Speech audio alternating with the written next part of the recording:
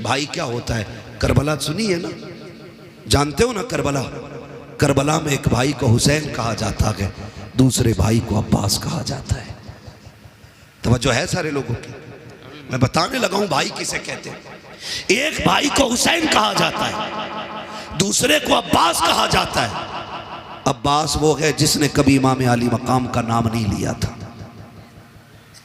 पूरी जिंदगी कभी भाई कह के आवाज नहीं दी थी, जब भी कहा था आका कह के आवाज दी, अपना सरदार कह के आवाज दी, कभी भाई नहीं कहा था।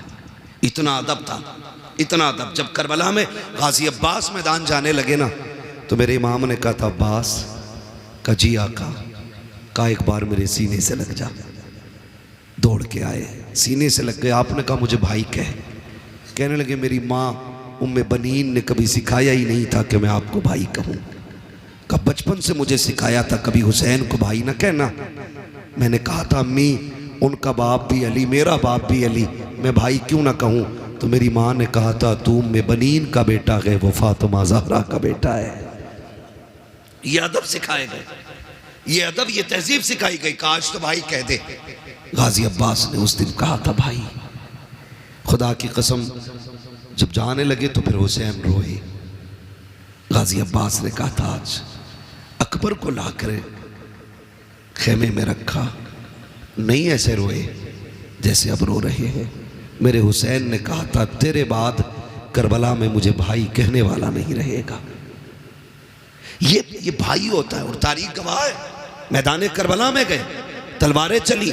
जब आप घोड़े से नीचे आने लगे, एहतराम किया करो, छोटे बड़े की कदर किया करो। आज हमारे घरों का माहौल ये है कि जो कमाता ज्यादा है उसकी इज्जत ज्यादा है, चाहे छोटा हो या बड़ा हो। अगर छोटा है तो वो बड़े का बाप बन बैठा है। अगर बड़े भाई ने मेहनत करके छोटे को पैसे दे के पढ़ाया है तो पूरे कलम की ताकत छोटे वाला बड़े भाई पे निकालता है। देख मेरे कोट की ताकत ये है, मेरे कलम की ताकत ये है। ओ भाई अपने बड़ों का एहतराम किया करो। जब गाजी अब्बास करबला के मैदान में गए, सवारी से नीचे आए थे, कहा था अदरिकनिया हुसैन, हुसैन मुझे आके संभालो। आका हुसैन ने दौड़ लगाई और आवाज देते गए अब्बास कहाँ हो कहाँ हो। ये कहते कहते दौड़ लगे गए। एक कोने से आवाज आई हुसैन मैं यहाँ हूँ। आपने जाते जाते पहला बाजू उठाया, कहा इन्ना लिल्लाहि व इन्ना इलैहि राजिऊन। दूसरा बाजू उठाया, दोनों बाजुओं को सीने से लगाया। समझ गए मेरे गाजी के बाजू कटे गए। तारीख गवाह है जब हुसैन गए गाजी के पास, एक आंख में तीर लगा गए, दूसरी आंख में खून भरा गए। आपने कहा था आगे हुसैन कहा जी। आका हुसैन ने भाई का सर गोद में रखा है। अब अदब देखिए भाई ने भाई का कैसे किया है। आज भाई का भाई गला काटने के लिए तैयार है, अपने फायदे के लिए। अपनों को जमीन में दफनाने वालों कान खोल कर सुनो, रिश्ते कैसे निभाए जाते हैं। जब गाजी अब्बास का सर हुसैन की गोद में आया था, मेरे इमाम ने कहा था गाजी खैर तो है, कहते शुक्र है रब का। फिर गाजी अब्बास ने कहा था हुसैन मुझे मालूम है कि तुम मुझे लेके जाओगे। कहा हाँ। कहा मेहरबानी करना मुझे खेमे ना लेके जाना। कहा किस लिए। कहा सुबह से इतनी लाशें उठाई हैं कि तेरे बाजू थक चुके हैं हुसैन, अब तू तन्हा रह गया है। हुसैन मुझे लेके ना जाना। कहा सुन अब्बास मैं यहाँ कैसे छोड़ दूंगा, खेमे में तेरी ज़ैनब को तेरा इंतजार है, उम्मे रुबाब को तेरी राह पे आके जमी है। कहा सुन तो सकी, सकीना भी तो तेरा इंतजार कर रही है। गाजी अब्बास ने कहा था हुसैन अगर तुम मुझे लेके गए और सकीना ने पूछ लिया चचा तुम तो पानी लेने गए थे, पानी किधर है, तो जवाब क्या दूंगा। अल्लाह अकबर, तारीख गवाह है। मेरे हुसैन ने भाई के सर को सीने से लगाया, कहा कोई ख्वाहिश हो तो बता। गाजी अब्बास ने कहा था हुसैन अगर मेरे हाथ होते तो तकलीफ ना देता, मेहरबानी कर मेरी एक आंख में तीर लगा के दूसरी आंख में खून भरा के मेरी खून वाली आंख को साफ कर दो। कहा किस लिए। कहा जाते जाते आखिरी निगाह तेरे चेहरे पे डालना चाहता हूँ। ये रिश्ते होते गए। गाजी अब्बास की आंखों से जैसी खून साफ हुआ है, सीने के पार भी तीर है, सीना चलनी है, बाजू कट चुके हैं, पूरा जिस्म लहू लगान है। लेकिन जब हुसैन को देखा लबों पे मुस्कुराहट आ गई। कहा मुस्कुराए क्यों। कहा मैं वो खुशनसीब हूँ कि जिसको आखिरी लम्हे में ये सादत मिली है। मैं उस चेहरे को देख रहा हूँ जिस चेहरे को मदीने वाला बार बार छुपा कर। सुभान अल्लाह, सुभान अल्लाह। ये सुभान अल्लाह होते हैं। और फिर आखिरी सांस ली और और हमेशा के लिए खामोश हो गए, हमेशा के लिए खामोश हो गए। भाई कदर करो, रिश्तों की कदर करो। मैं क्या बताऊं हुसैन किस तरह भाई की जिस्म को खेमे में लाए थे। मेरे अजीजों, ये जो रिश्ते अल्लाह ने दिए ना, इनकी कदर कर लें हम। खुदारा निकल जाए इन झगड़ों से, निकल जाए इन नफरतों से। हमें मोहब्बत बांटनी है, मोहब्बत बांटनी है। ना गोरे को काले पे फजीलत है, ना अमीर को गरीब पे फजीलत है, ना किसी तुर्क खान पठान शेख को, किसी फ़कीर किसी अंसारी पे कोई फजीलत है। हुजूर ने एक रस्सी में सबको बांधा और वो रस्सी थी ला इलाहा इल्लल्लाह मुहम्मदुर रसूलुल्लाह। ये एक रस्सी है, आज इसमें बंधने की ज़रूरत है। अगर फ़र्क होता ना तो बिलाल कभी अबू बकर की करवट में खड़े नहीं होते। अगर फ़र्क होता ना तो बिलाल कभी उमर के बाजू पे खड़े नहीं होते। अगर फ़र्क होता तो फतह मक्का के दिन मेरा नबी बिलाल को काबे की छत पे कभी ना चढ़ा। क्या बात, क्या बात। हमने इतने झगड़े पैदा कर लिए, हम एक दूसरे को जलील करने पे लगे हुए, एक दूसरे को नीचा दिखाने पे लगे हुए। ये तो मर के पता चलेगा ऊंचा कौन है नीचा कौन है। हम कौन होते हैं फैसले करने वाले। निकले हम इन झगड़ों से और वो माहौल पैदा करें कि हम दुनिया को बता दें कि मोहम्मद से वफा तूने तो हम तेरे हैं, ये जहाँ चीज़ है क्या लोहो कलम तेरे हैं। और सिर्फ यही रिश्ते नहीं, यही रिश्ते नहीं, अगर थके ना हो तो थोड़ी बात आगे बढ़ा लो। थके तो नहीं है ना अभी आप लोग, नहीं थके ना अभी। जो लोग नहीं थके वो कह दें जरा या रसूल अल्लाह। मैं तो आप लोगों की हिम्मत और मेहरबानी कि इतनी रात तक आप बैठे हुए हैं, क्योंकि मैं पूरे 2 घंटे लेट यहाँ पहुंचा हूं। अल्लाह आपको सलामत रखे। बस अगर सुनना चाहते हैं तो मैं सुनाऊं, लेकिन ये भी अच्छा नहीं लगता ना जबरदस्ती अपनी बात किसी पे थोपी जाए। तैयार है सुनने के लिए? जरा कह दें या रसूल अल्लाह। हाँ, हमारे कुछ भाई खड़े होकर सुनने, अल्लाह इन्हें सलामत रखे। हाँ, ये भी बड़ी बात है, क्योंकि इतनी देर खड़ा रहना भी छोटी बात नहीं है, बड़ी बात है। हाँ, और माशाल्लाह खड़े वाले बंदों ने भी हाथ उठाया है, कभी और खड़े रह सकते, आप बैठे रह सकते। ये शाहपुरा इतने बड़े बड़े मौलाना लोग यहाँ रहते और आप सर हिला के कह रहे बैठ सकते हैं ना थोड़ी देर। सलामत रहें, सलामत रहें माशाल्लाह। हाँ, बस मैं अर्ज करूं आपसे, एक ये रिश्ता भाई का भाई से रिश्ता, फिर एक रिश्ता और बेटी का रिश्ता, बहन का रिश्ता, ये भी मजबूत करने। आप देखें कि हुजूर की नामूस की और इज्जत की और उनकी अजमत की बात आती है ना, तो बिना किसी फर्क के पूरी कौम रोड पे उतर आती है। वहाँ फिर ये नहीं रहता कि हुजूर के लिए उलमा ही निकलेंगे, हुफ़ाज़ निकलेंगे, कुर्रा निकलेंगे, बल्कि मस्जिद के इमाम से लेकर के मजदूरी करने वाले शख्स तक और मजदूरी करने वाले बंदे से लेके किसानी करने वाले किसान तक और किसान से लेकर के घर के अंदर फ्री टहलने वाले नौजवान तक और उस फ्री वाले से लेकर के स्कूल पढ़ने वाले तालिब इल्म तक हर शख्स रोड पे उतर के कहता है अगर बात हुजूर की इज्जत की आएगी तो सिर्फ नबी हमारे नहीं, नबी कायनात के लिए नबी बन करके आए। सुभान अल्लाह, सुभान। ये उसूल है। यहाँ आके कलेजा ठंडा होता है। आप देख रहे हैं थोड़े थोड़े शोशे छोड़े जाते हैं, शोशे छोड़े जाते हैं, लेकिन माफ़ कीजिएगा आज सबसे बड़ा इस उम्मत को जो नुकसान पहुँच रहा है हमारी कौम में छुपे हुए दलालों से पहुँच रहा है। मैंने बहुत कड़वी बात कह दी, अगर कोई हो तो सुधारे अपने आप को, बुरा ना मान।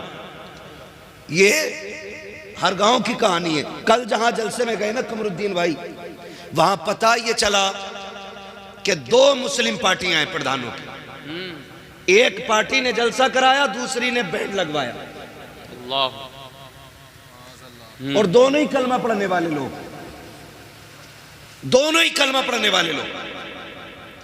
एक ने कहा कि भाई प्रधान जी बोल रहे हैं, हम बच्चों ने प्रोग्राम रखा है, तो कह दिया ठीक है कर लो। दूसरे ने कहा 5000 पब्लिक है,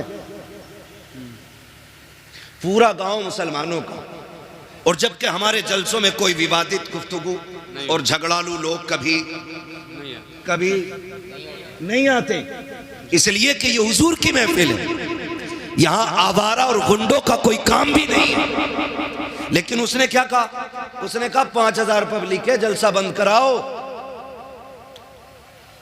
वरना झगड़ा हो जाएगा।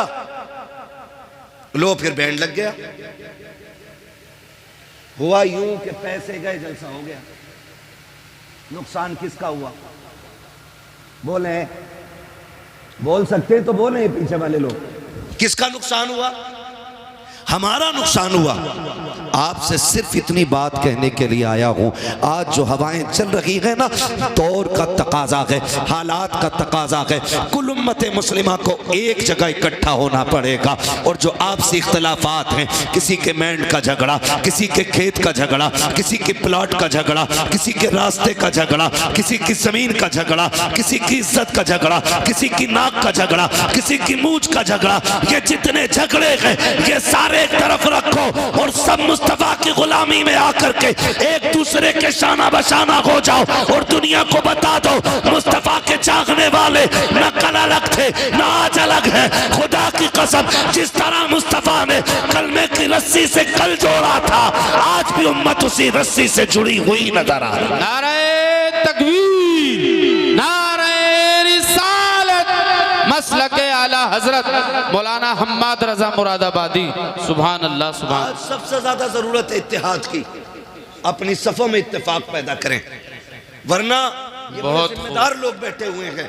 कोई मस्जिदों में सैकड़ों लोगों की क़यादत कर रहा है, कोई मदरसे में सैकड़ों बच्चों की जिंदगी सवार रहा है, कोई अपनी दरसगाह में ऐसी तरबियत दे रहा है कि कुरान वालों की दुनिया भी बेहतर हो जाए, आखिरत भी बेहतर हो जाए। मैं नहीं जानता आप इनके बारे में क्या कहते होगे।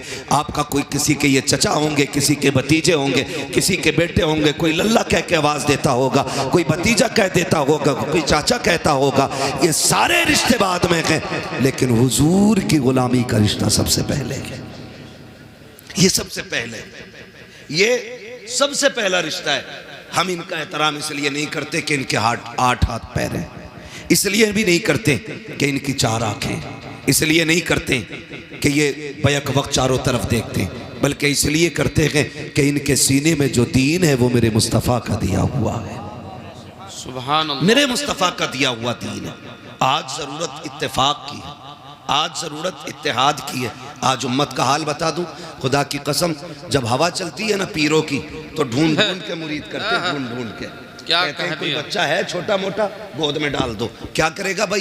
का मुरीद करना है। हम बैत के मुखालिफ नहीं, हम मुरीद और पीर के खिलाफ नहीं है, लेकिन आज उम्मत जिस मकाम पे खड़ी है ना, खुदा की कसम, जिस दिन से ताजुश शरिया का विसाल हुआ है ना, आज तक उम्मत लावारिस नजर आती है।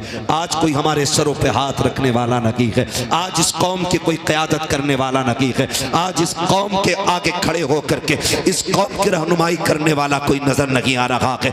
आज जरूरत है कि हम मुस्तफा के दिए हुए तरीके को अपना कायद बना लें। कुरान जो हमारे बीच में है उसको अपना रहनुमा की तस्लीम करें और हर जगह अपनी क़यादत के लिए मुस्तफा के दिए हुए तरीके और कुरान को अपना रहनुमा बना करके आगे बढ़े। अगर किसी को किसी से कोई नाराजगी है तो चलो उठो, उसको माफ कर दो, उससे माफी मांग लो। आप अगर ये कहो कि मौलाना माफी तो मांग लूंगा, लेकिन लोग जलील करेंगे, रुसवा करेंगे, कोई छोटा कहेगा, कोई कहेगा डर गया, आज उसकी परवाह नहीं करनी है, उससे कह दो उसके दरवाजे पे जाओ जो तुमसे नाराज है। अगर छोटा भी है उसके दरवाजे पे दस्तक दो और जाके कहो यार मुझे माफ कर दे, अगर कोई खता हो गई है, अगर वो धक्का भी दे, अगर ये भी कहे मुझे तुझसे समझौता नहीं करना, तू कितना बेगैरत है, तू फिर से आ गया है, उससे कह देना आज मैं गैरत और बेगैरत के लिए नहीं बल्कि मदीने वाले के बताए हुए तरीके के लिए आया हूँ।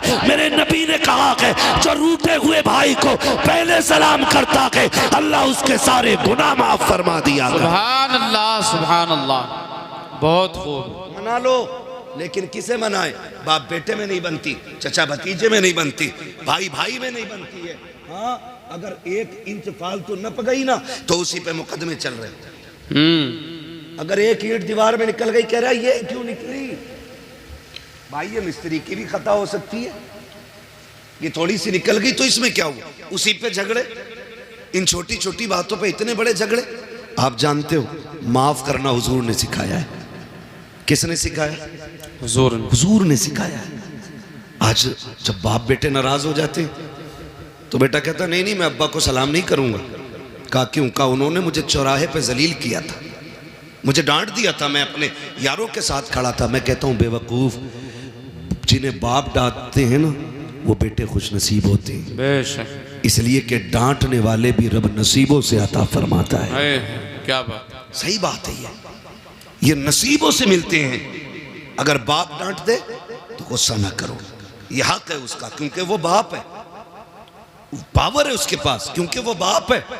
लेकिन हम कितने नाराज हो जाते हैं, बात बात में बाप से नाराज होकर बैठ जाते। कहते मौलाना तुमने तकरीर कर दी, लेकिन मेरे अब्बा से मिल लोगे ना, कहोगे तू ही सही है। हम कभी नहीं कह सकते हैं, याद रखिएगा। मैं बेटों से गुजारिश करूंगा, कभी बाप बेटों में अनबन हो जाती है, इसका मतलब तो ये नहीं है चौक में खड़ा करके मौलाना कमरुद्दीन का हाथ पकड़ के कहो मौलाना मेरे अब्बा को समझा दियो, उनका दिमाग खराब हो गया है। जब घर की बात कोई बंदा तीसरे बंदे से जाके कहता है ना, फिर घर के घरवे हो जाया करते हैं। और याद रखिएगा जो शान अल्लाह ने हवेलियों को अता की है वो घरवों को नहीं मिली है।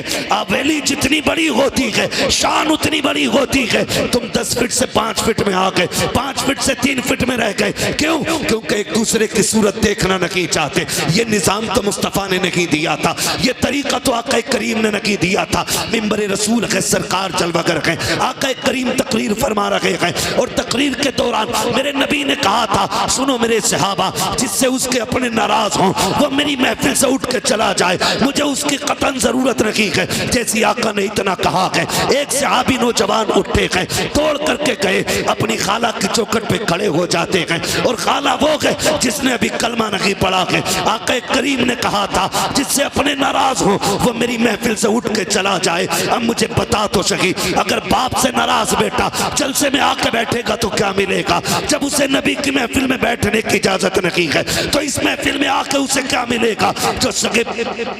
जो सगे भाइयों से नाराज है वो इस महफिल में क्या लेने के लिए आया है? जिसने अपने रिश्तेदारों से मुंह मोड़ लिया है वो यहाँ क्या लेने के लिए आया है? यहाँ पे वो बैठे जिससे अपने राजी हो। मेरे नबी ने कहा था जिससे अपने नाराज हो वो मेरी महफिल से उठ के चला जाए। वो नौजवान उठते हैं और उठने के बाद दौड़ लगाई, सगी खाला के दरवाजे पे आए, अंदर से खाला निकल के आई। क्या बात है भांजे, आज कैसे आ गया? तू तो मेरा चेहरा देखना नहीं चाहता था, तू तो बात करना नहीं चाहता था, आज आंख में आंसू आ गए। कहने लगे खाला जो मेरा नबी है ना उसने आज ऐलान किया है जिससे अपने नाराज हो जाए वो मेरी महफिल से उठ जाए। कहा खाला माफ कर दे, मुझसे राजी हो जा। कहा रो क्यों रहा है? कहा अगर तू राजी नहीं होगी तो मेरा नबी मुझे महफिल में बैठने की इजाजत नहीं देगा। अल्लाह अकबर। इतना सुना खाला ने कहा था क्या तेरा नबी इस अखलाक का मालिक है कि दुश्मनों से नहीं रोकता है? कहा नहीं। उसने कहा चल अब ये बातें नबी की चौखट पे होंगी।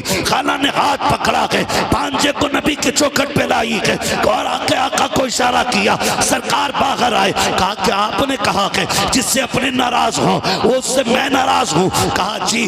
उस खातून ने आगे बढ़ा कदम और कहा महबूब अब देर न कीजिए, हाथ बढ़ाइए, अपना बना लीजिए, कलमा पढ़ा दीजिए। मेरे नबी ने कहा ऐसी क्या जल्दी है? खातून कहने लगी कहा मैं समझ गई जिसका दीन इतना हसीन है वो दीन लाने वाला पैगंबर कितना हसीन। सुभान अल्लाह, सुभान अल्लाह, वाह वाह वाह, क्या बात, बहुत खूब। आज हम कहते हैं जी मेरे अब्बा से ही नहीं बनती। बाप क्या है? खिलौना, बाजार में खरीदा हुआ गुड्डा। कसम खा के कहता हूं अगर बाप ने मुंह में चबा के लुक़मे न दिए होते ना तो इस जबान में बोलने की ताकत नहीं आती, ताकत नहीं आती। आज ना 4 किताबें पढ़ के ना और नाम लिखना भी नहीं आता, लगाता अंगूठा पेन जेब में और अब्बा से कह रहा तुमने क्या देखा जो मैंने देखा है? तुम क्या जानते हो मेरे मुकाबले में? तुम क्या जानते हो मेरे मुकाबले में? कभी ना कहना। याद रखिएगा इल्म किताबों से मिल जाता है लेकिन तजर्बा 70 साल क्या 70 साल ही में जाके मिला करता है। आप किताबों में इल्म ले सकते हो, किताबों से तजर्बा नहीं। तजर्बे के लिए उम्र दरकार है। अपने बाप से हम कह देते नहीं नहीं तुम चुप हो, तुम चुप हो, डायरेक्ट तुम चुप हो, मेरी सुनो। तू बेटा है, ये बाप है, लहजे बिगड़ की बात ना कर। अकड़ के बात ना कर, तू नहीं जानता है, खुदा की कसम ये इतनी बड़ी जात है, अगर ये नाराज हो जाए तो रब नाराज हो जाता है। क्या बात, रब नाराज हो जाता, रब नाराज हो जाता। अब घर के अंदर रिश्तेदार आए तो बेटा अब्बा को बोलने का मौका नहीं दे रहा, अरे चुपो तुम, तुम्हें कोई बोलना आता, मैं बात करूंगा, मैं बात करूंगा।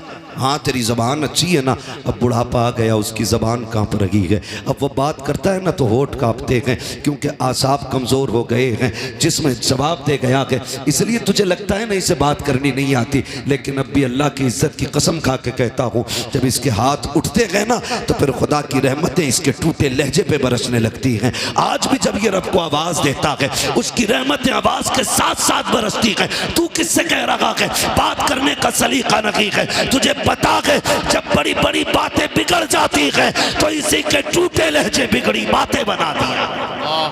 सुभान अल्लाह। अपने बाप से ये मत कहना कि तुमसे बोलना नहीं आता। और कई बार कहते तुमने क्या किया हमारे लिए, आए दिन क्या किया, क्यों तुझे 5 बीघे में कोठी बना के देते और तू दुनिया में ठाली रहने के लिए आया है। क्या किया तुमने मेरे लिए, क्या हो गया बेटे, कहा उसकी बिल्डिंग देखो बन गई, उसकी बन गई, और जितनी तुम्हें दादा ने दी थी तुम उतनी हवेली में जी रहे हो। कभी ये बात ना कहना।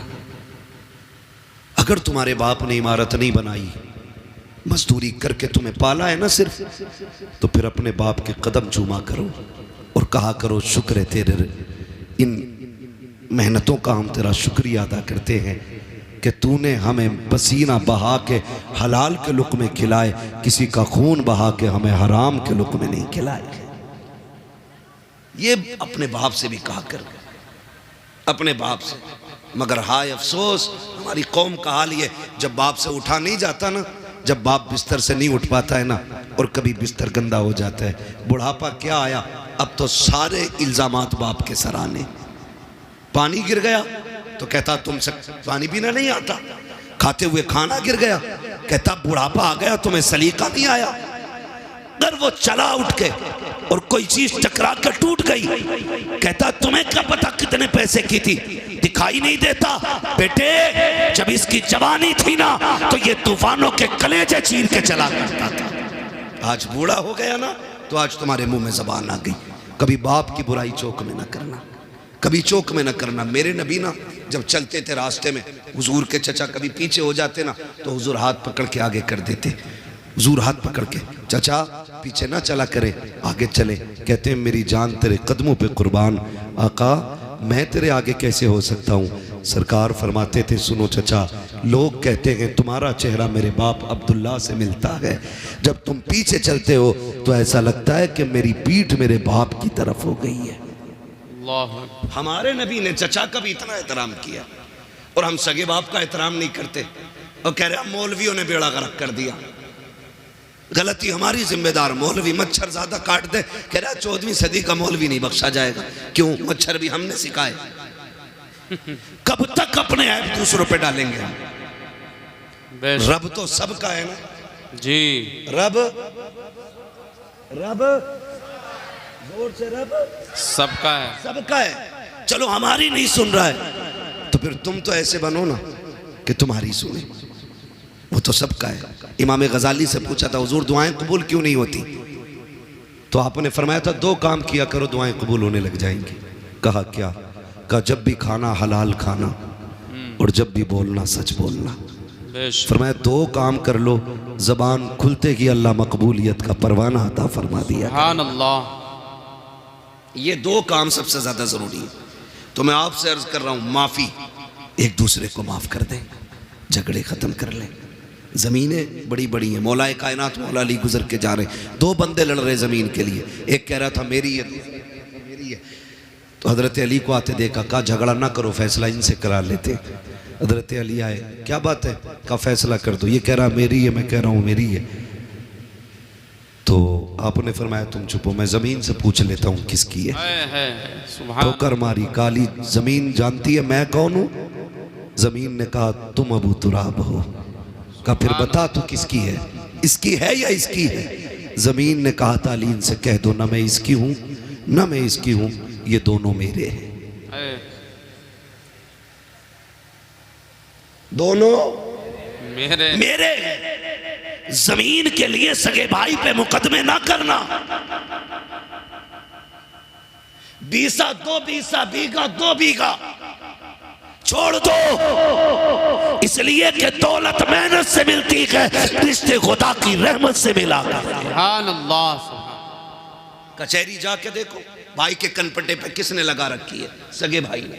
मुकदमे किसने किए? सगे ने किए। जेल में किसने डाला? सगों ने डाला के। भतीजों को यतीमी की जिंदगी गुजारने पे मजबूर किसने किया के? सगों ने किया के। अपने बाप के साए से महरूम बच्चों को किसने किया के?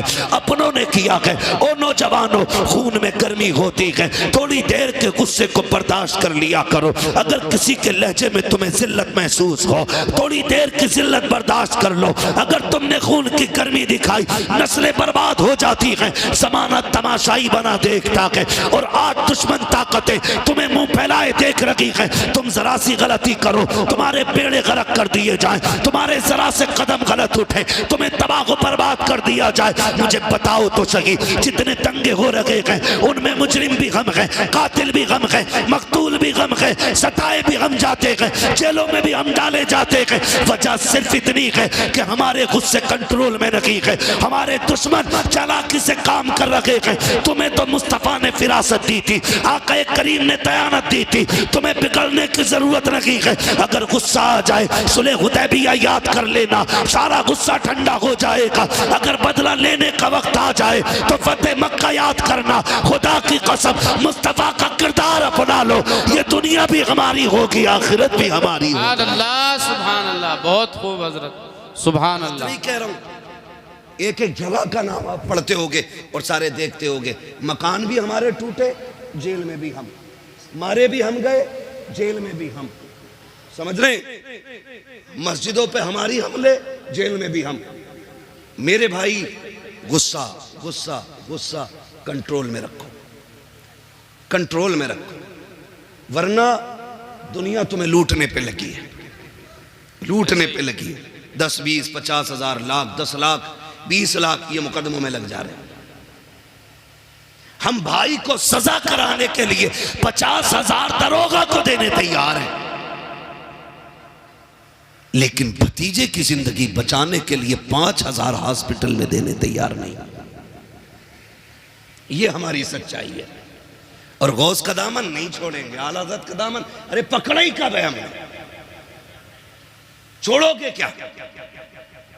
पकड़ा ही कब है? किरदार देखें हम अपने।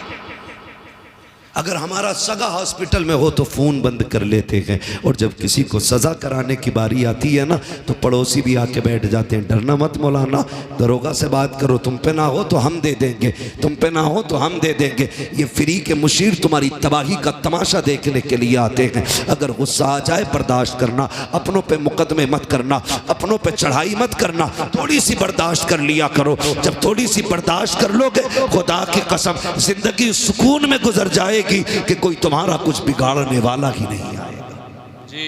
इसलिए जरूरी है अपनी सफ़ों में इत्तेफाक पैदा करें। झगड़े हैं तो एक दूसरे से समझौते करें, मोहब्बतें पैदा करें। बिरादरी का झगड़ा, ख़ानदान का झगड़ा, ज़ात पात के भेदभाव, इस्लाम इसकी इजाज़त नहीं देता है, इस्लाम इसकी इजाज़त नहीं देता है। याद रखिएगा, अल्लाह के नज़दीक वो अज़मतों वाला है जो दुनिया में ज़्यादा तकवे वाला है।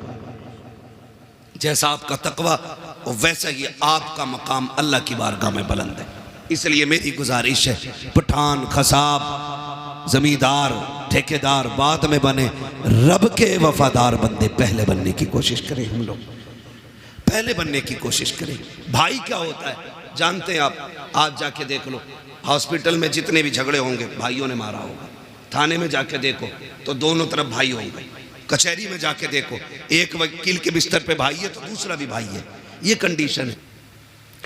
कोई भी किसी का भी दामाद हो, उससे मैं गुजारिश करना चाहूंगा, ससुराल में जाके तोप ना बना करो। दामाद है, कोई तूफान नहीं है तू। हमने ऐसे भी हज़रत दामाद देखे जिनकी मोहल्ले में कोई औकात नहीं अपने, वो ससुराल में टांग पे टांग रख के बैठे होते। सही बता रहा हूं। हाँ, मोहल्ले वाले कहते हो पनुआ, मतलब सही से नाम भी नहीं लेते मोहल्ले वाले, और ससुराल में वो वैल्यू बनाई है इसने, रोला बना के रखा। पढ़ा लिखा भी ससुर है ना, कह रहा इनसे पूछो भाई हमारे बड़े दामाद हैं, तो वहां इतनी लंबी अलग ही रख रहे हैं अपनी। सुने, अल्लाह ने एक जिंदगी मुकम्मल की है, बेटी के जरिए, बहन के जरिए, बीवी के जरिए।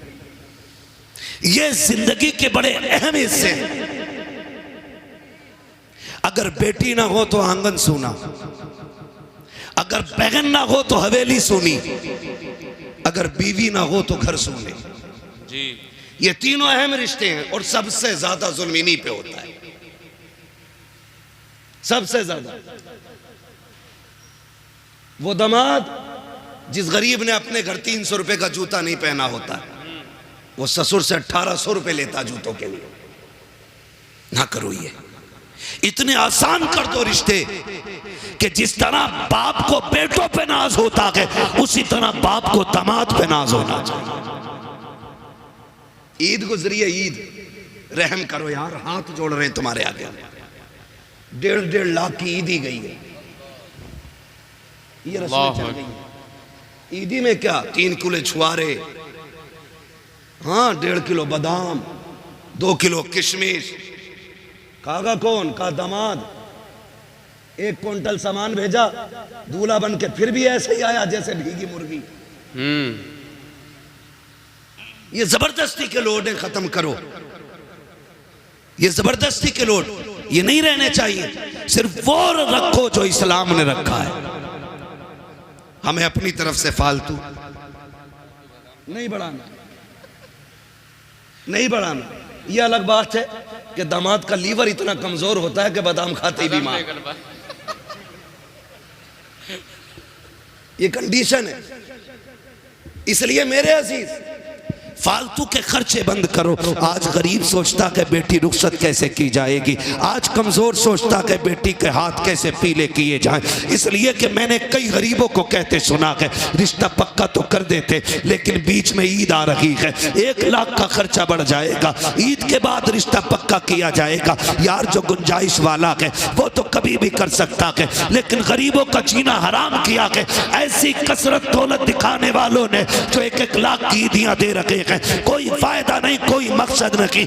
इतने आसान कर दो निकाह, ताकि अगर कोई गरीब बेटी जब हाथ पीले हो तो रब का शुक्र अदा करे और मचल के कहे मालिक तेरा एहसान है, तूने हुजूर की उम्मत में पैदा किया है जहाँ गरीब बेटियों को रब ने ये हक दिया है कि जहाँ अमीर मुस्कुराते हैं उसी सफ में गरीब भी खड़े होकर मुस्कुराया। नारे तकबीर, नारे रिसालत। पैगाम हक कॉन्फ्रेंस, मुफ्ती हम्माद रजा मुरादाबादी। है तवज्जो, आसान करेंगे इंशाअल्लाह निकाह, इंशाअल्लाह। बोले इंशाअल्लाह, जोर से बोलो इंशाअल्लाह। हाँ सब नहीं, बहुत गौर से सुन रहे हैं। चलो कोई बात नहीं, कुछ ये सोचते हैं मुझ पे ही बोल रहे, देखें होता है ऐसा। कहते हैं चोर के पैर कितने होते हैं। किसी को भी कहो कि मौलाना मुझे ही कह रहा होगा, मेरे पड़ोस वाले ने जरूर कही होगी। ये इस तरह के ख्यालात पैदा होते हैं। तो रिश्ते आसान करें, रिश्ते आसान करें। मैं सिर्फ एक बात जानता हूँ, ये फ्रिज, गाड़ी, मोटरसाइकिल, कारें मांगने वाले लोग हो, मैं सिर्फ एक बात कहूँगा उन लोगों से जो मांग मांग के जहेज लेते हैं, यार जिसने बेटी दे दी उसने सारी कायनात उठा के दे दी। बेशक बेशक, मानते नहीं इस बात को जी। जिसने बेटी दे दी उसने सब कुछ दे दिया, सब कुछ दे दिया। उसकी हिम्मत को सलाम कि 22 साल 18 साल पाल के किसी अजनबी के हवाले कर देता है। और उसमें भी कह रहा पिलाई जो थी ना आधा इंची कमजोर रह गई, क्यों इस पे भैंसे बांधेगा? 2 इंची की पिलाई चाहिए बेड में, अलमारी में। कब्र के तख्ते कै इंची के होते हैं? बोलो, यही होते हैं ना। 1 इंच पौन इंच का तख्ता कब्र में लगना है और बेड में 2 इंची की पिलाई।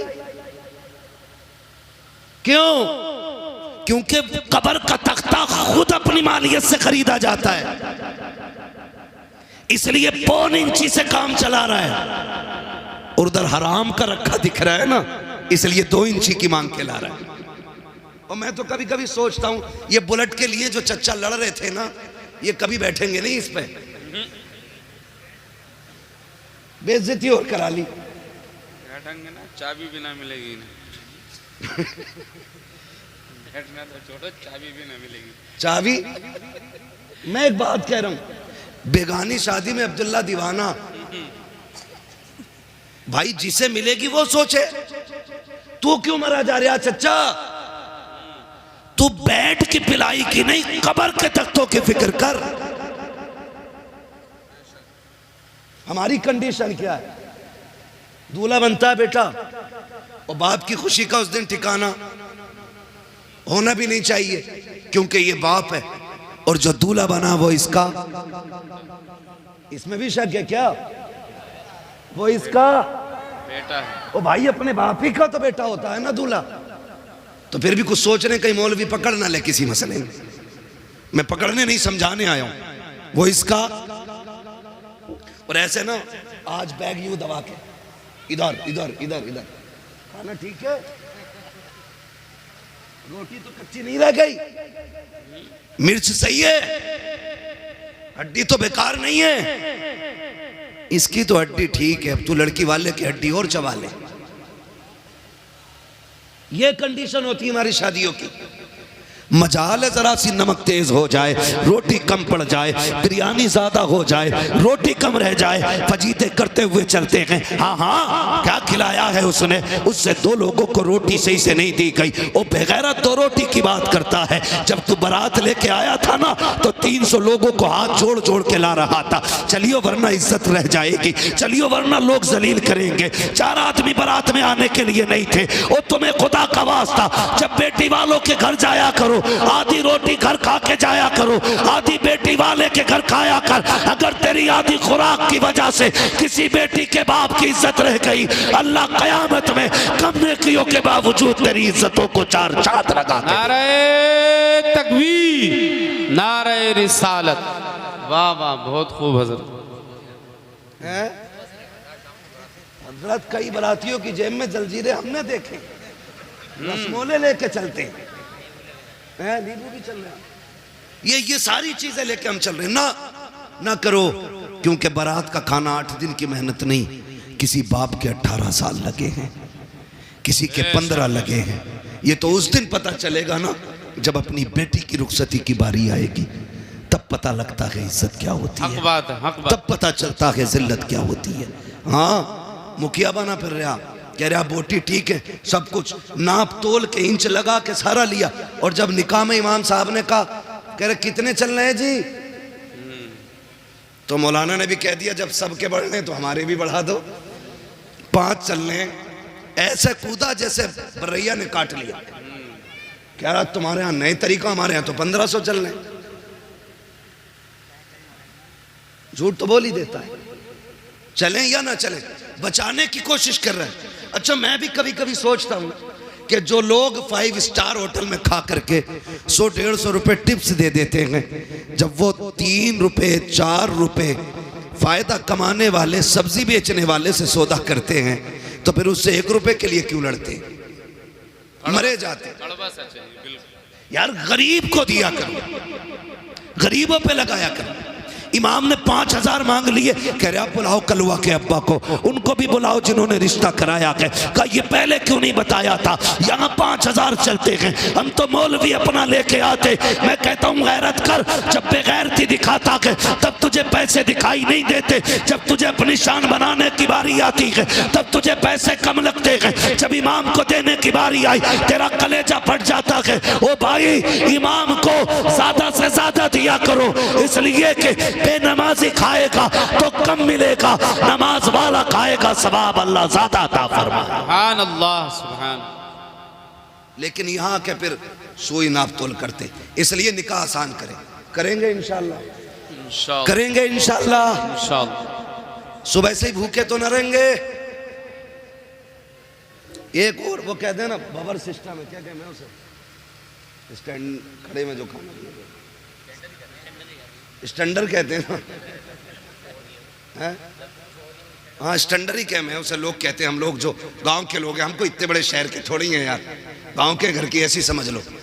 कह रहे स्टैंडर में है खाना, कह रहा स्टैंडर में, कह रहा तो मैं भी जाऊंगा वहां जाके वो बदतमीजी खाने पे, और फिर कह रहे खाने में बरकत नहीं हो रही। सुने मैं गारंटी के साथ कहता हूँ, सुन्नत के मुताबिक खाना खिलाया करो, खुदा की कसम बरकतें भी नाजिल होंगी और निकाह में खुदा की रहमतें भी नाजिल होना शुरू हो जाए। बेशक बेशक। तो मैं आपसे जो बात कर रहा था, मैं ये कह रहा था ये रिश्ते हमने इन पे बड़ा जुल्म किया। बेटी का रिश्ता, बहन का रिश्ता, माँ का रिश्ता, ये सारी हमने मजलूम बना दिए, सारी मजलूम बना दिए। रिश्ते बहुत अहम होते हैं, इन्हें जोड़ने की कोशिश करो, तोड़ने की कोशिश नहीं करनी है, इन्हें जोड़ने की कोशिश करनी है। ईद गुजरी है, ईद उस दिन गुजरे, टांडे में 3 दिन ईद चलती है, अब तक चल रही है।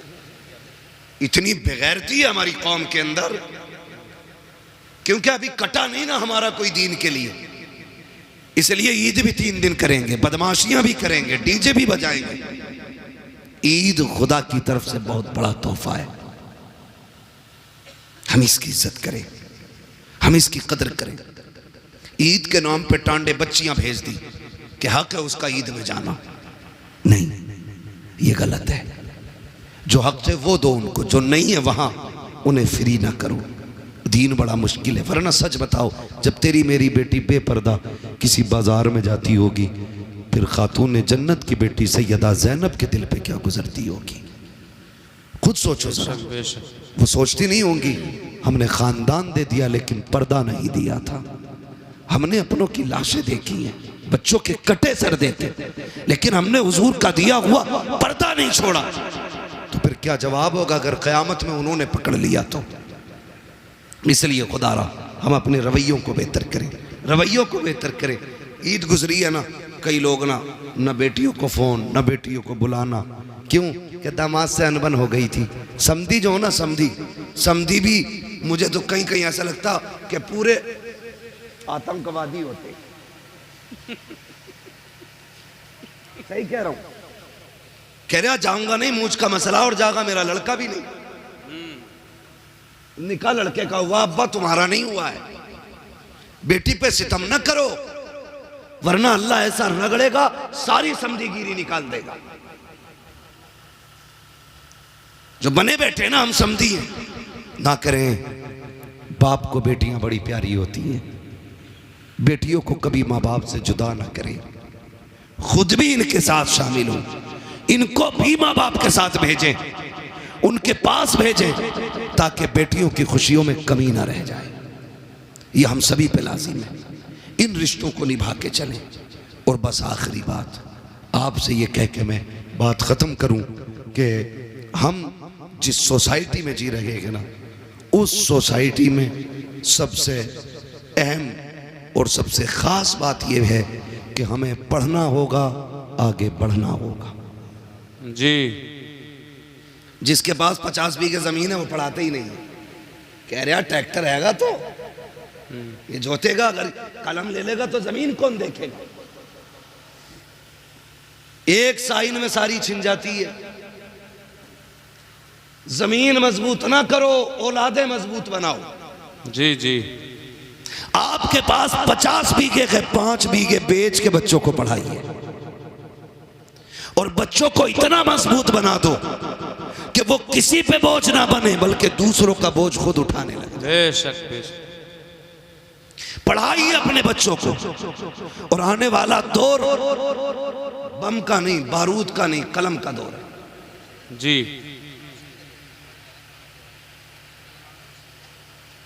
ये बातें तारीख लिखवाते समय बता दिया करो, ताकि हम ये बता दें कि हम ये कब सुनाएंगे। मैं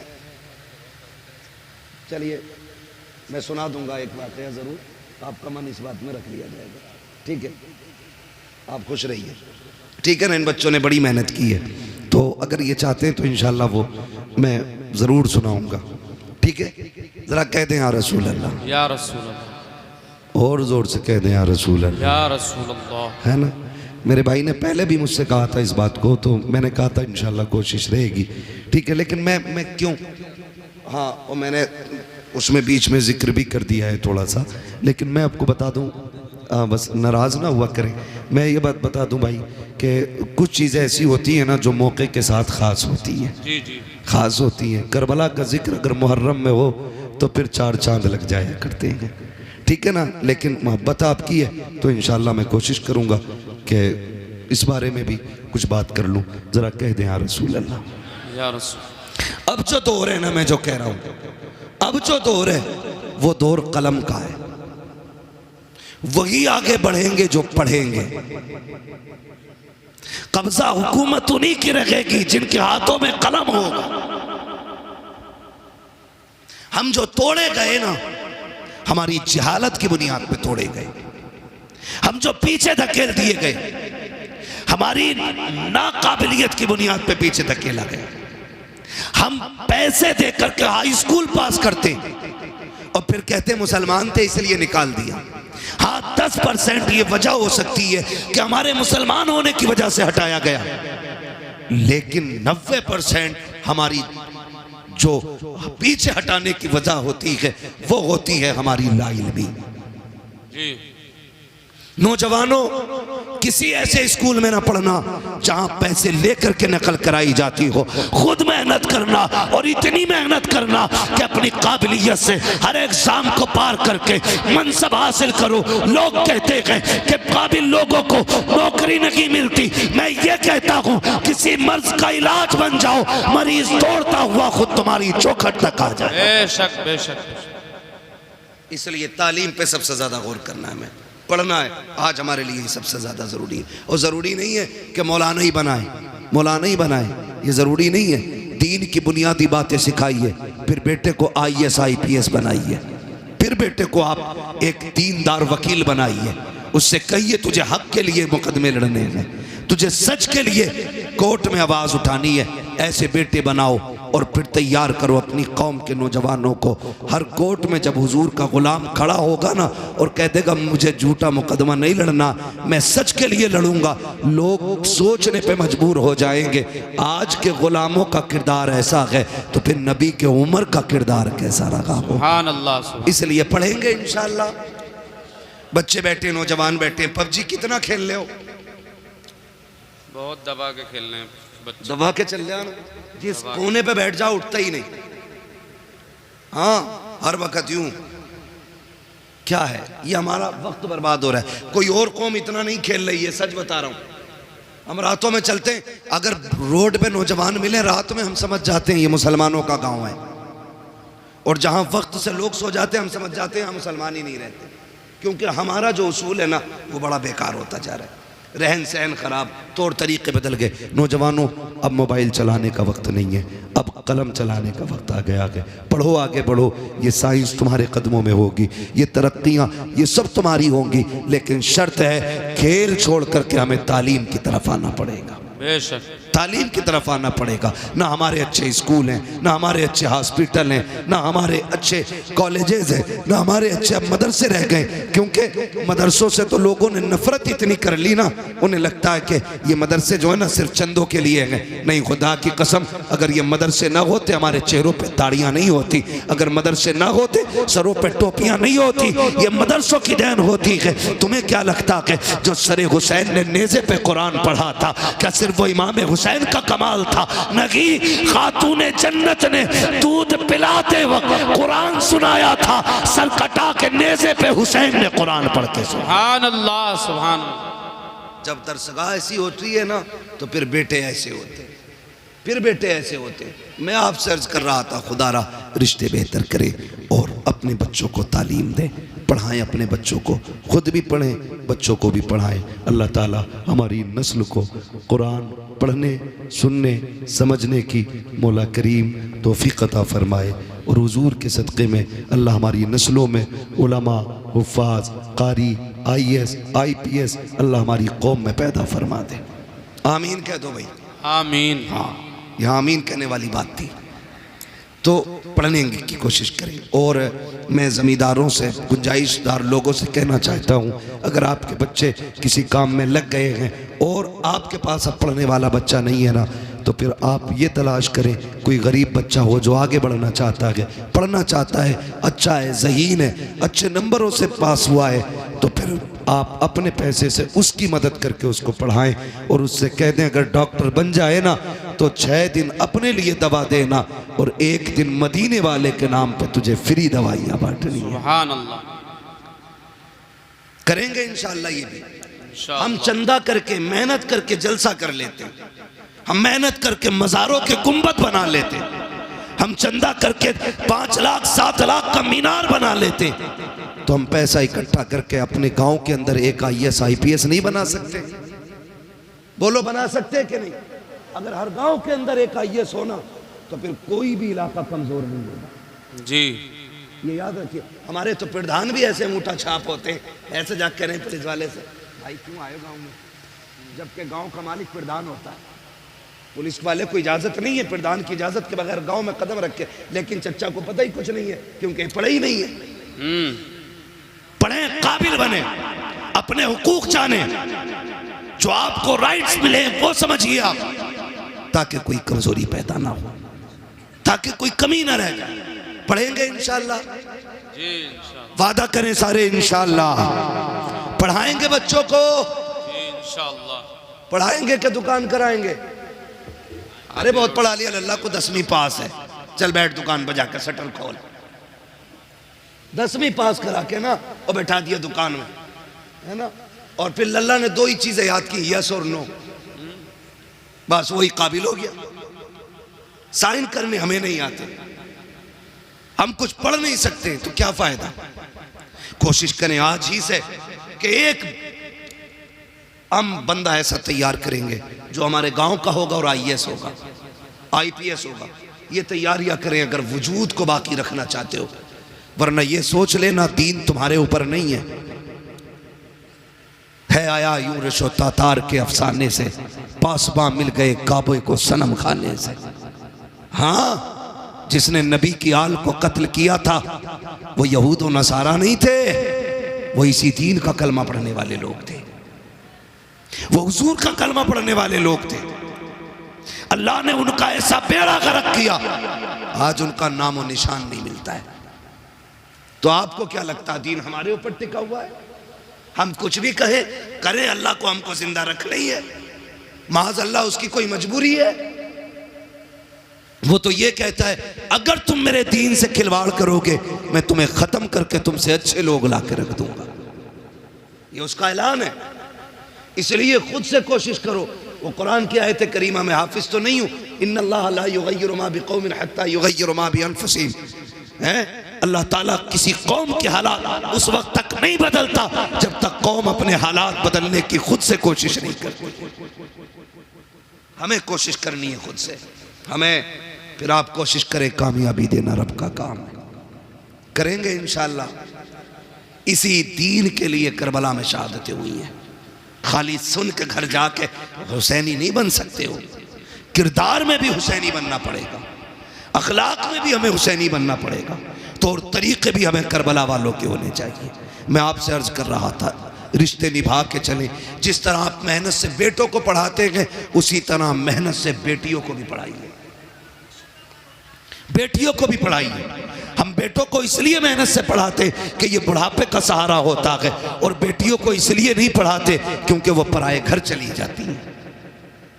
ना करें, याद रखें, बेटे बुढ़ापे के सहारे होते हैं, बेटियां आखिरत का सहारा हुआ करती हैं। सुभान अल्लाह। उन्हें भी पढ़ाइए। और याद रखिएगा, जब बुरे वक्त में बेटे भी साथ छोड़ जाते हैं ना, तो फिर बेटियां ही काम आया करती हैं। ये भी याद रख लेना, फिर बेटियां ही काम आया करती हैं अगर बेटे भी साथ छोड़ जाए। क्या तुमने नहीं देखा कितने बाप घर के बाहर बैठे मिलते, कितने वीडियोस रोज के वायरल होते कि वो कहता मेरे बच्चों ने निकाल दिया, कोई कहता बहू ने घर में नहीं रहने दिया, कोई कहता बेटे ने धक्का दे के निकाला गया। ऐसे बुरे वक्त में भी बेटियां काम आ जाया करती हैं। तुमसे गुजारिश करना चाहता हूँ, खुदारा रिश्तों की कदर करो। तुम जानते हो बेटी क्या होती है, आओ जरा दिल पे हाथ रख के सुनो। मैं बताना चाहता हूँ बेटी किसे कहते हैं। जब मेरा इमाम आखिरी बार करबला के मैदान में जा रहा था। सारे लोग एक एक करके शहीद हो चुके हैं। मेरे इमाम ने तैयारी मुकम्मल की है और तैयारी करके जब आप अपनी सवारी, जिसको मुर्तजिज कहा जाता है, आप अपने घोड़े पर सवार हुए। आज इमाम आली मकाम जब घोड़े पर आए हैं, अपनी सवारी पर बैठे हैं, बड़ी तेजी से सवारी को इशारा किया है। एक मर्तबा नहीं 11 मर्तबा हुसैन ने एड़ लगाई थी, लेकिन वो मुर्तजिज जो बैठते ही हवाओं से बातें करता था, जिसकी रफ्तार बड़ी तेज थी, 11 मर्तबा इशारा किया, घोड़ा आगे नहीं बढ़ा।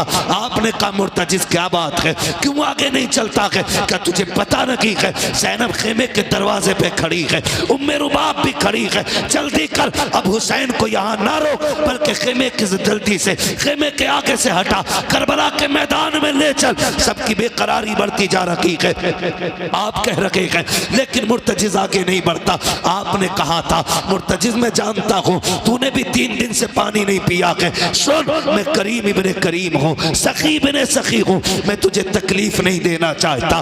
जा, तेरी मर्जी है। हुसैन तुझे इजाजत देता है, चाहे तो नहरे फुरात जाके प्यास बुझा ले, चाहे तो कूफा चला जा या वापस शहर मदीना चला जा। ये कह के आपने जैसी सीन से पैर निकाला है, अल्लाह अकबर, मुर्तजिज वो घोड़ा कहता मालिक मुझे कुव्वत गोयाई अता कर दे। अगर आज भी मैं नहीं बोला, मौला हमेशा के लिए रुसवा हो जाऊंगा। जब मुर्तजिज ने इतना कहा है, अल्लाह ने उसको कुव्वत गोयाई अता की। लोग कहते हैं हुसैन का घोड़ा कैसे बोल सकता है, वो तो जानवर है। मैं कहता हूँ अगर असहाब काफ का कुत्ता बोल सकता है, तो क्या अली के बेटे का घोड़ा नहीं बोल सकता? क्या बात है, क्या बात, बहुत खूब है। तवज्जो, मुझे नहीं लग रहा आप सुनने के लिए बैठे।